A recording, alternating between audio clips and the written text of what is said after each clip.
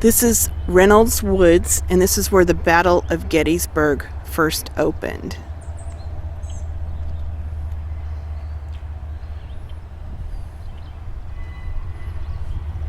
And here's where General Reynolds died, and Abner Doubleday took over the command of the Army of the Potomac for the Union. And he's also been cited, Abner Doubleday, as inventing baseball. I think he also invented the concept of the cable car in San Francisco. Pretty interesting guy. He's from our little village. Another thing about Abner Doubleday, he was at Fort Sumter and said that the first shot that started the Civil War almost hit him in the head, and everyone said it kind of went to the left side of his head, and he was like, oh my goodness. But this is where it all started. Then over there, that is Macpherson's barn. And a lot of the first day's battle on that July 1st of 1863 happened around that area there. The road in front of us to the north is called Chambers Pike, and it was one of 10 major roads leading into Gettysburg.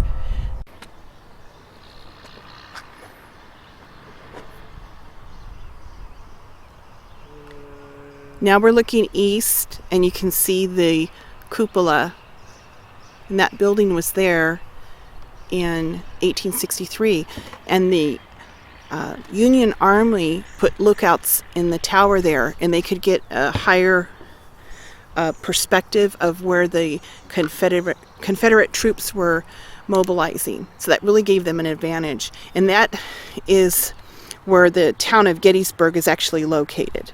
So you can see the close proximity. The basic unit of organization in both armies is the regiment. The average regiment at Gettysburg is 300 men. Many of the monuments on the battlefield are for regiments.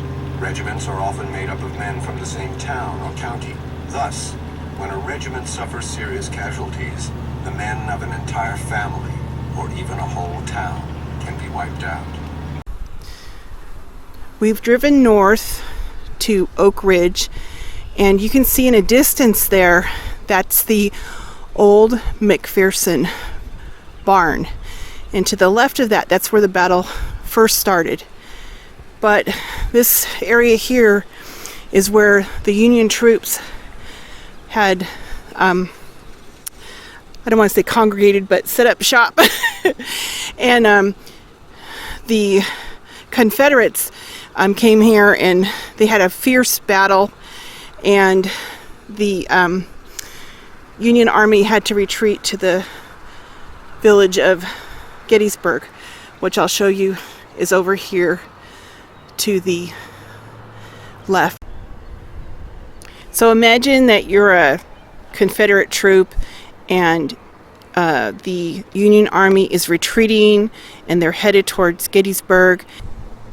It must have been quite a sight to see, huh? And that was the end of the first day of 3 of fighting here in Gettysburg. Going from Oak Ridge back towards Macpherson's farm, this is Doubleday Inn. I'd love to come back and stay there. That looks so beautiful. And you're like halfway between the two battles, Macpherson's Ridge and Oak Ridge on the first day of the battle.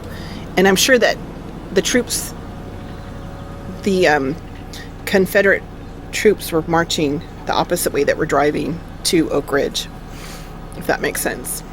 Probably right here. It's kind of creepy. It's so like surreal. I can't even explain it.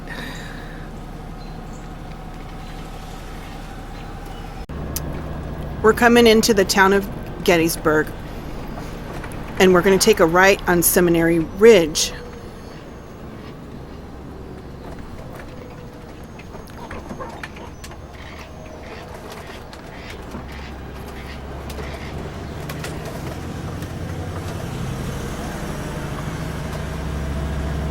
The town is just gorgeous. Oh my gosh, the the downtown area is just really fun to go down to and spend an evening.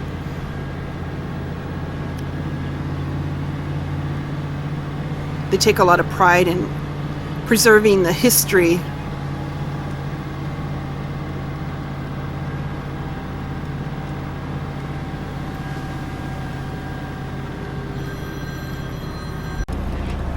Right now we're on Seminary Ridge on the Confederate side.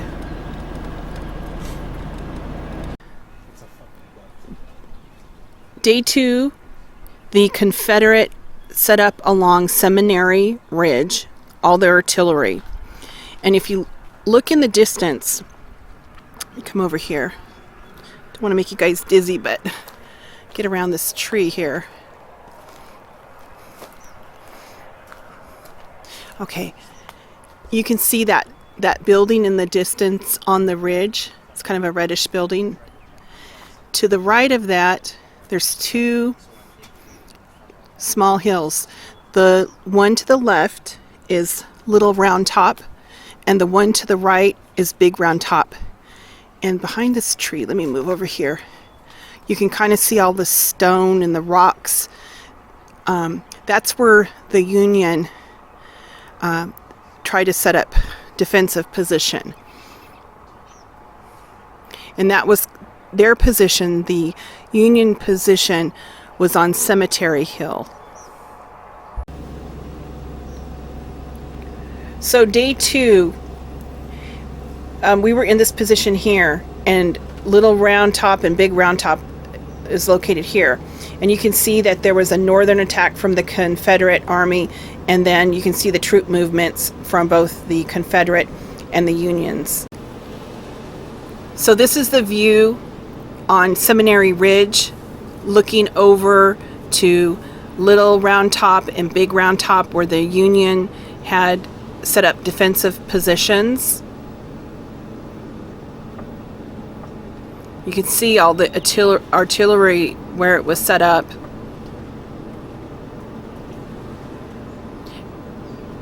It's probably, if I had to estimate the distance between the two, it's probably a mile between Seminary Ridge and Cemetery Ridge.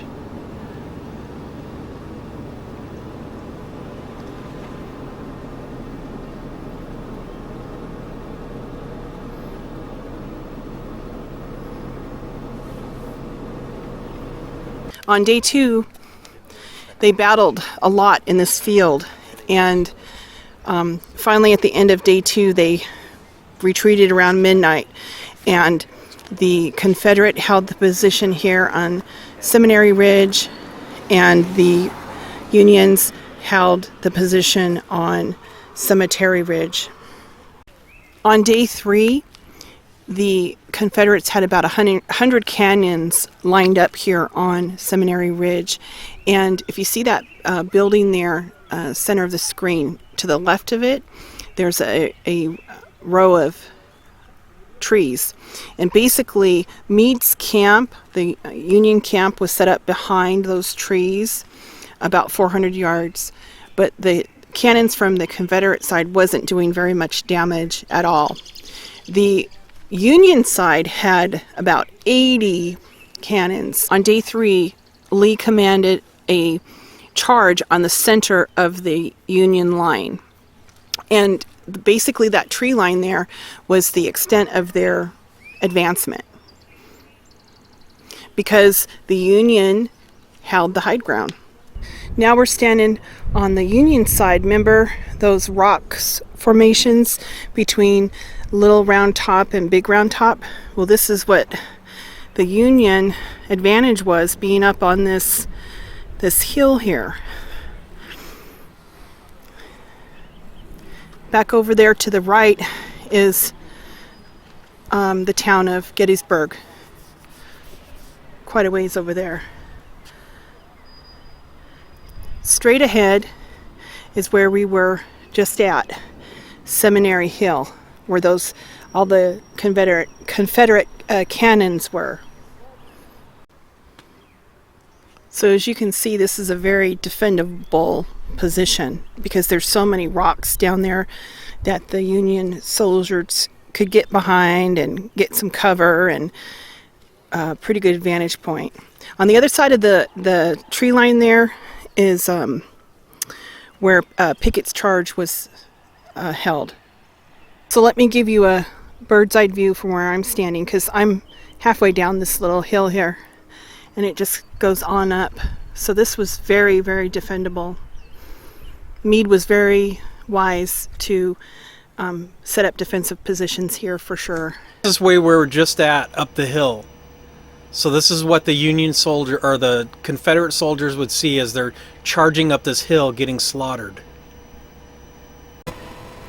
This is the wheat field, and during the battle it exchanged control back and forth 5 times in a single day.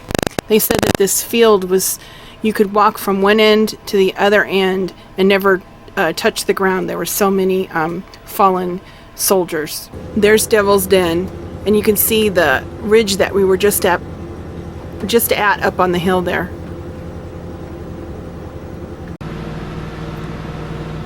Yep. So that's Trossel's farm. You can see the cannonball home and get around this tree. Oh yeah, it's right there.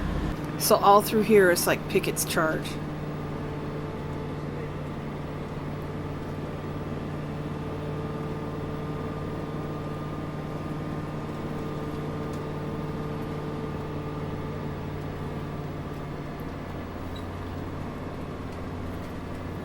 One of the tour guides said that the most common question he gets is why there's not any cannonball holes in any of the monuments.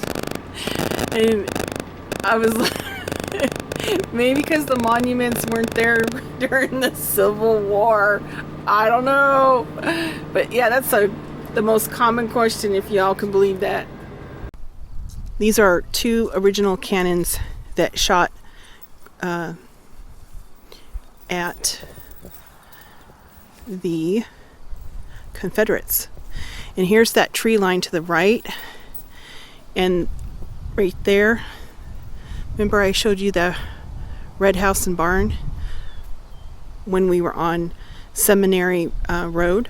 This is just the perspective from the Union position. So here's that bunch of tree line I showed you. That was the watermark for the Confederate advance on the northern flank of the army. And then here's the that's that red looking house there.